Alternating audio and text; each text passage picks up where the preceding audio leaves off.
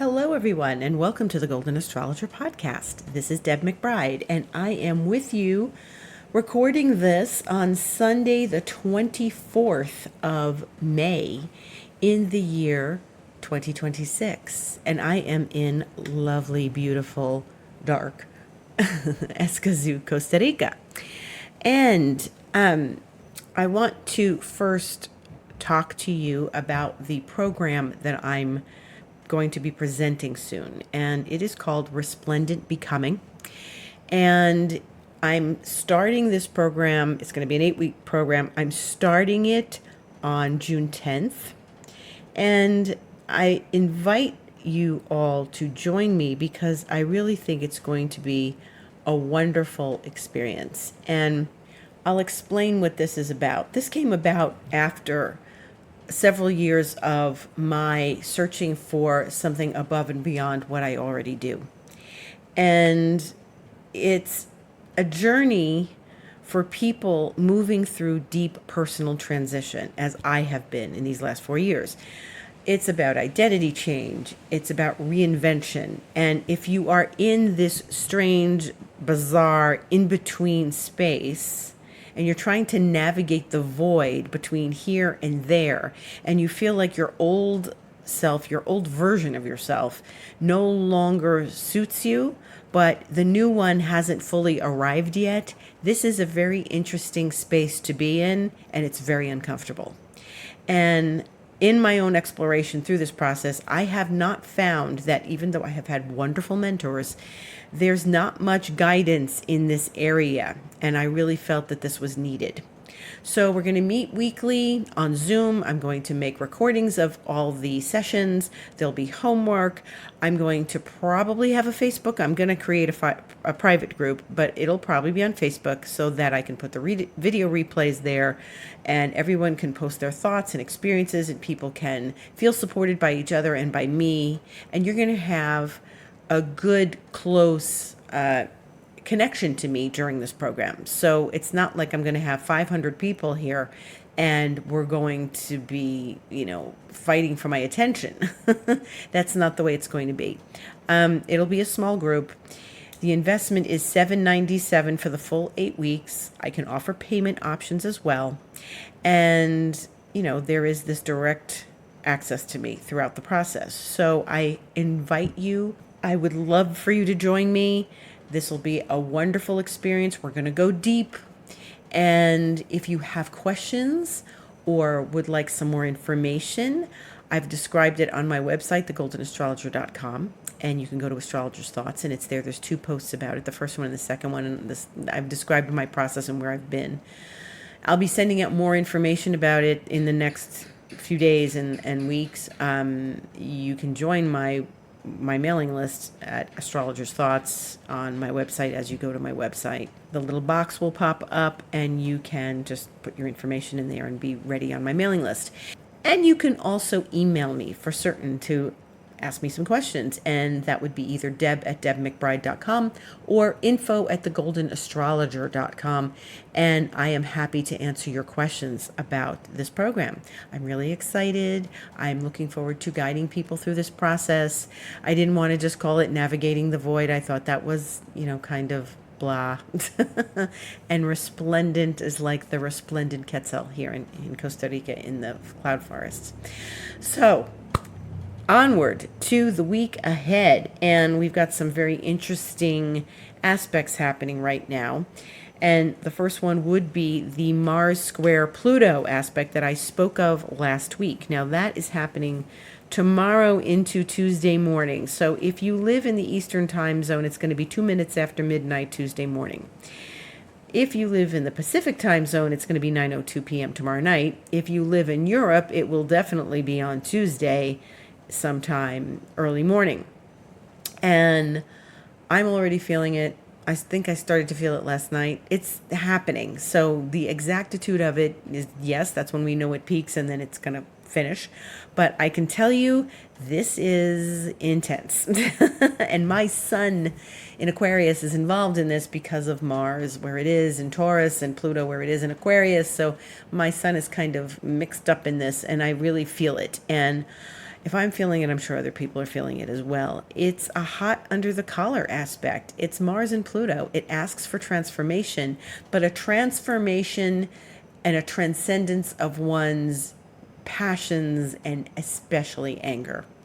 And I really feel like this is a very powerful time to get a hold of, your own empowerment, what you can do with this energy, and it is very empowering. But you gotta get the anger out of the way first, and the feistiness and the triggers. You've got to get those out of the way first in order to be feeling like you can empower yourself. Okay, so on the way to empowerment, there's all this, seething, hot under the collar, maybe juicy passion, but there's definitely some anger, and whatever is unresolved, undealt with, needs to be worked through at this point. And we're going to have other Mars Pluto aspects, of course.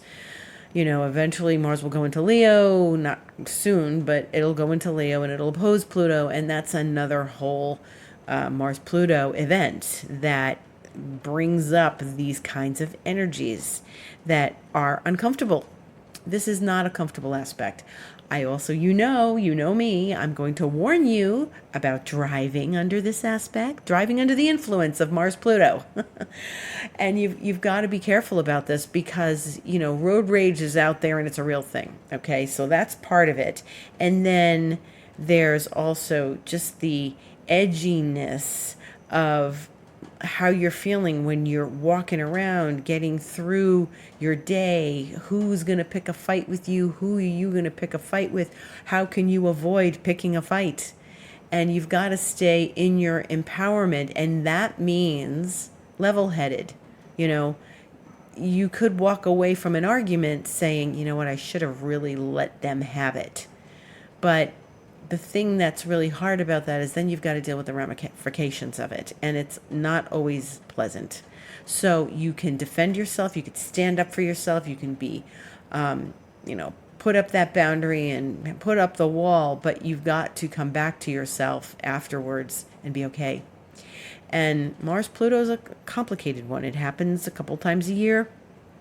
It's really something that we really need to have a lot of self-awareness about. Okay, this is not something that you can just go, oh yeah, it's Mars Pluto. Exercise, get the energy out, hit the tennis ball, go for a run, go for a swim, go to the gym, go to the boxing room and hit the punching bag. That's a good one. And just get yourself into a place where you really feel like you're alchemizing that energy. Okay?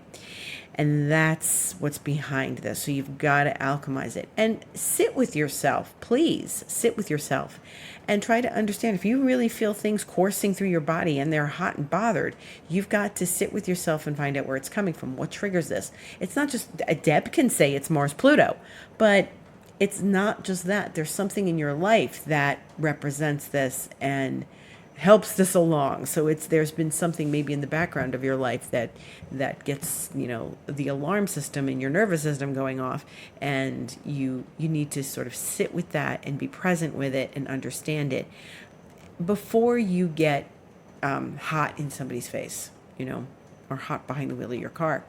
So this is a really important thing, and alchemizing this energy could produce some really great results, creativity, and relief.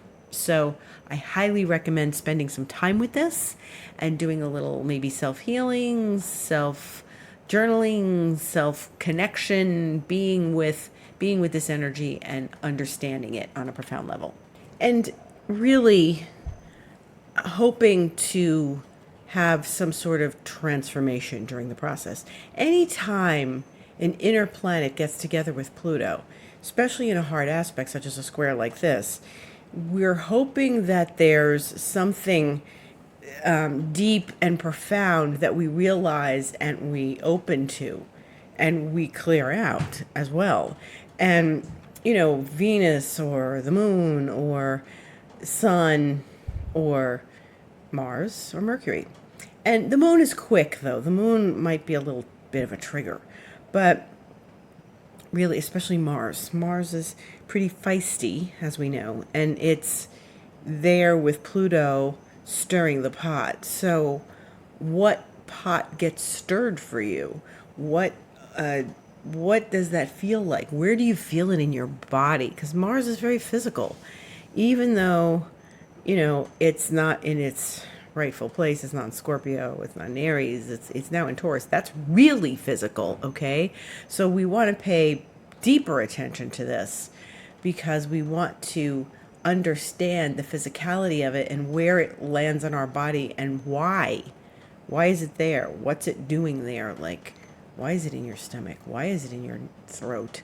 What do you want to say? What haven't you digested? Those kinds of thoughts.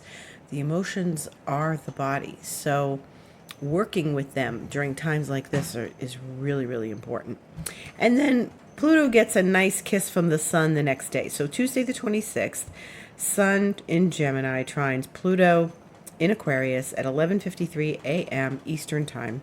So that's a very pleasant, lovely, open aspect. And I think if we're getting Mars to Pluto first and then Sun trines Pluto nicely, there's communication there, and we can absolutely glean something from that in a very positive way. Take a positive spin to it. It's the sun. It's the life force. It's our power. It's that invincible energy. That's the vitality. And we really want to use this energy positively on Tuesday and really have an experience of the depth of what we went through with Mars Pluto, and have an experience with the sun that it enlightens us to, are we feeling better? Did we move something? Oh, that transformation was well worth it. Those kinds of things. Okay. So that's where the week begins. That's where the week begins, and then Wednesday. Wednesday is one of those void days. Now, you went through the void the other day, that void while the sun and Uranus were getting together, but the moon void was something else for a long, long time the other day. So then Wednesday is going to be a bit of a long void because it goes void at 7:32 a.m. Eastern Time when it squares Jupiter. It's in Libra. It squares Jupiter in Cancer, and then it enters Scorpio at 8:53 p.m. So it's in the realm of the Eastern Time zone. The the moon is void most of Wednesday, the 27th. So it's going to then go into Scorpio and then stay in Scorpio and move through Scorpio, and then really by the time it gets to Friday night at 8:05 p.m., then it goes void again. And that's okay because it's Friday night. We're not making big phone calls. We're not trying to do anything like important work things. And then on Saturday the 30th, the moon will enter Sagittarius at 8:45 a.m. So it'll be a splendid Sagittarius weekend. And the good thing is that Saturday it starts early and you have the moon in Sag all day. So the void is overnight in this region of the world. Now, if you're in Europe, it's going to be a different scenario. But that's the Eastern Time zone. So then we get to Sunday and the moon is full. And the moon is full at, 9 degrees Sagittarius, 56 minutes. And that is going to occur at 4:45 a.m. on Sunday the 31st. And of course, that's the Eastern Time zone. So, of course, we are in Gemini season. And when the moon enters Sagittarius, there is a full moon. And it really is a lovely full moon, I think, in Sag. That's always fun. It's always celebratory. It's always, a good thing. A full moon in Sag. So that's great. And then it goes void at 9:21 a.m. Eastern Time. And it's a wonderful Sag void moon day. So celebrate, have fun, do what you want. It's a Sunday. so we don't have to worry about all sorts of deadlines and things on a void moon. We just have a good time. And that's the best thing about a Sunday with a Sagittarius moon that's void. And then eventually, the moon will go into Capricorn, and that won't be until Monday, June 1st. Wow, guys, it's almost June. How about that? I just can't wrap my head around it. It's just a minute ago that we were talking about Saturn and Neptune conjuncting on February 20th. Okay, so, it's a long void Sunday. It's okay. It's a Sunday, and we're not, like I said, trying to get things accomplished, but it's void pretty much all day on Monday, too. And then it enters Capricorn at 9:19 p.m. So this is a fun couple of days. Enjoy it. Enjoy it. All that Sagittarius energy and party energy and good times. So excellent. There's other things happening this week other than Pluto and other than the moon. Mercury's kind of busy because Mercury gets a sextile to Chiron on Sunday the 31st. And that's good. That's speaking with ourselves, connecting with our wounds. It's at 8:33 p.m. It's when the day is ending Eastern time, and it's such a just an easy flowing communicative thing. And that's a good thing. That's not, we're not having any sorts of prickly energies with that. It's positive. It smooths over the Chiron edginess. So that's a good thing. That's a good thing. Now, one of the more pricklier aspects is happening on Thursday the 28th, and that would be Venus in Cancer squaring Saturn in Aries. And that occurs at 11:03 p.m. Eastern Time on Thursday the 28th, and that's when the moon is in Scorpio. And so Venus and Saturn are always a complicated duo when they get together in a challenge. And it doesn't happen that often, but it happens enough during the course of a year that we have to contend with it. And Venus, in the whole scheme of things, she's in a good place. She likes to be in a sign like Cancer. She's loving, she's protective, she's nurturing, she's sweet, she's interested in being hospitable and generous. Then Saturn comes in, and Saturn's in not his best place. And so Venus and Saturn often are a discussion about love. And why not? It's Venus, and they are often a discussion about self-love, and they are often a discussion of how one feels loved or unloved. And that Venus Saturn, it's a stickler, and however the connection is, if it's not a sextile or a trine, if it's a challenging aspect, if it's a conjunction or this square or an opposition, Venus and Saturn are going to provoke any feelings we have of being unlovable. And it's true. Or like perhaps if it's not unlovable, it's, financially I feel bereft. I'm not doing what I need to do financially. So that's another complicated situation right there. Now, there's other prickly stuff going on that day in the relationship realms. So I really tend to think this is going to be a Venus-Saturn relationship situation. And it doesn't mean you're breaking up with someone. It doesn't mean you're meeting someone new. I don't think I'd want to meet someone new under a Venus-Saturn. But it could be a lot of things relationship oriented. It doesn't need to be your personal private relationship. It could be friendships. It could be your family, especially with Venus and Cancer. It could be someone in your family. So earlier that day, there's going to be the moon in Scorpio tangling with both Mars and Pluto because they won't be that far apart from one another. And so a few hours apart, the moon is going to square Pluto in Aquarius, and then the moon is going to oppose Mars in Taurus. And that moon square Pluto will be at 7:34 a.m., just in time for breakfast in the Eastern time zone. And then the opposition to Mars is going to be 11:16 a.m., okay? Then it's going to do a very nice trine to Venus. The moon and Venus will be speaking sweetly, and then Venus is going to square Saturn. So this is, I think, a relationship oriented day where we need to be on our best behavior. We need to be aware. We need to be very self-aware and deal with things as they come. Now, if there's all sorts of emotions happening, which it looks like there will be, there's a little bit of, control and fury and you don't love me. And so these are things that can all happen on Thursday.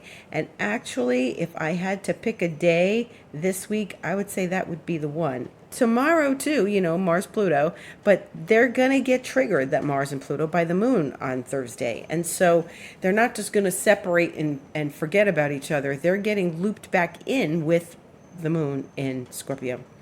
And then Venus and Saturn are going to have a conversation. Now, that doesn't mean that just because Venus is happening later on in the day that it's not going to be in effect when the moon is talking to Pluto and Mars.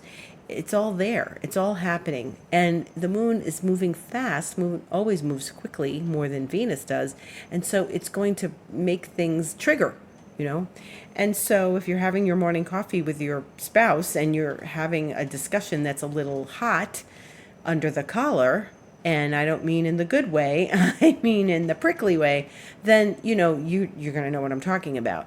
But I really feel like there's going to be this reckoning a little bit on Thursday, and that we need to contend with this. Now, keep your head. Mars and Pluto, like I said, aren't just going to vanish. The moon is going to trigger them. It's going to trigger both of them in hard aspect. It's not going to be a smooth thing. It's going to trigger both of them in hard aspect, and then it's Venus and Saturn are getting to get involved. And so there may be insecurities to deal with, the moon in Scorpio. There may be some secrets to deal with. There may be stuff happening behind your back. There may be revelations of things. There may be, a spat. It could be a lot of things, but it looks very relationship oriented. Now, if you're not partnered and you're alone and you want to be partnered, or you don't want to be partnered, if you are alone, these are things you're going to be dealing with on your own and your own stuff. So why am I not partnered? Maybe I don't think anyone loves me. Maybe I don't love anyone else. Maybe I'm sick and tired of other people and I really need to be alone. And Saturn always has a lesson or has some provocative experience for us, and is telling us that we need to take responsibility for this situation. So it may be that you do have to take ownership on certain things emotionally this particular time. And, Venus and Saturn just don't pop up out of nowhere and, make the day awful. You may have a little bit of a mean conversation with a friend, or an unhappy conversation with a friend, or maybe you're there trying to comfort a friend who's really in a bad place. So lots of opportunities for emotional conversations on Thursday, and we want to approach these responsibly, in ownership, in empathy and compassion, in connection with others. And when things come up, don't go, oh yeah, that again, because this is going to be familiar. This is going to be familiar. These aspects happen, the moon doing this happens every month, but not with Mars and Pluto so close together. So it's going to square Pluto. It's going to oppose Mars at some point during the month, but it just happens to be on the same day. So things are going to bubble up to the surface. And yet this is another day when I really feel like it's worth it to spend some time with yourself, going along with your emotions and being very self-aware. Okay. So this is an important thing. All right. And, maybe you need to do a healing session. Maybe you need to see your local shaman. Maybe you need to go to your local healer and connect with them and to say, why am I feeling unlovable, or why do I feel alone? And, a Venus Saturn could be a little loneliness aspect, So I recommend just being a bit introspective. When the moon is in Scorpio, it's better to do that. And when it's triggering these other things, and then we've got a Venus Saturn on top of it, it could have been without the Venus Saturn already a little prickly, but that's just, it's all relationship. It's Mars, it's Venus, it's the moon. Yeah, these are social energies, and they're asking for our attention. And speaking of the local shaman, I had a conversation with my dear Bear Claw on Thursday evening. And going back to the necklace appearing 2 years later in a different country, I told him that story about the Joe Dispenza retreats, and he loved it. He laughed loud and hard and said, this is great. And then he tells me that he and Elizabeth, his partner, went off to some healing expo nearby them. And they went to spend time at, talking to the various people at their different stands and their booths at the Healing Expo. And he's talking to somebody about Saint Germain while she's getting one of those ionic foot baths. And they didn't stay very long. He told me a couple hours. And then later that day, they heard from a friend who was trying to introduce them to a guy that was going to be at one of the booths, and he was another healer. And she was telling Elizabeth, oh, he loved Bear Claw so much. He said that they worked on each other and they did, sessions on each other, and he described Bear Claw exactly. Big smile, etc., etc. And Elizabeth walks over to Bear Claw and says, hey, you didn't tell me you did a session on this guy. And she explains the whole text conversation, and he says, what are you talking about? I didn't meet anybody. I didn't do any sessions on anybody. I didn't receive a session from someone. Well, this guy described you exactly. And is he lying? And he says, I doubt he's lying. And so they went back and forth with this, and I said, well, what happened? And Bear Claw says, well, this is not the first time this has happened to me. It's happened a couple of times before. And apparently I have the ability to be in two places at the same time and not know it. So he's in two different dimensions, experiencing a healing with another healer, or he's standing at a booth talking to someone about Saint Germain, and he's waiting for Elizabeth to be finished. I started laughing hysterically. I said, okay, so we're going back to the necklace that reappeared after 2 years mysteriously in a drawer in Denver, Colorado, after vanishing in Mexico City. So this was incredible. But shamans shapeshift, and so this doesn't surprise me at all. And then I told another friend the story, and she goes, oh yeah, that happens. Especially to shamans. So yes, interdimensional wackiness on the Golden Astrologer podcast. And, reality is not linear. Reality is not linear. So I'm glad he enjoyed the expo from two different perspectives. In any event, if you'd like to join me in Resplendent Becoming, please reach out to me with questions or, expressing your thoughts. Deb@debmcbride.com, info@thegoldenastrologer.com, and let me know. And then if you'd like a session with me, you can go right to my website, thegoldenastrologer.com, and book yourself a session, an astrological session, which will help you discover where these aspects are falling in your chart and how they are moving through, each of your placements, and how that Mars-Pluto is going to affect you, where it's going to be, and what about, the Sun trine Pluto, and then all this business with relationships on Thursday. How is this affecting you?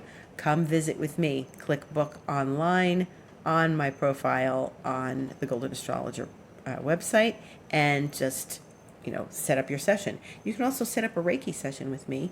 Wonderful 5D Reiki, Lemurian Reiki, rainbow crystal Reiki, beautiful system, beautiful, beautiful energy. So I welcome all to that. And certainly you can find me on Instagram at The Golden Astrologer. And if you'd like to join me in expansion mentoring, you can find that on my website as well. I actually posted on Instagram 3 times, 3 different videos last week, so I'm proud of myself.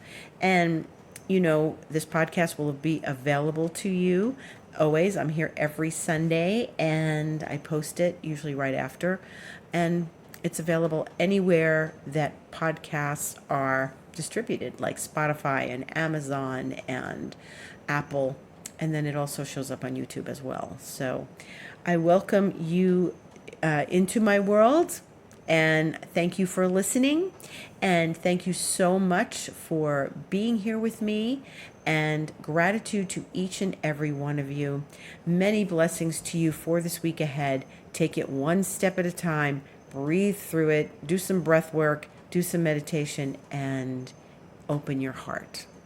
Thank you for listening. See you on the internet.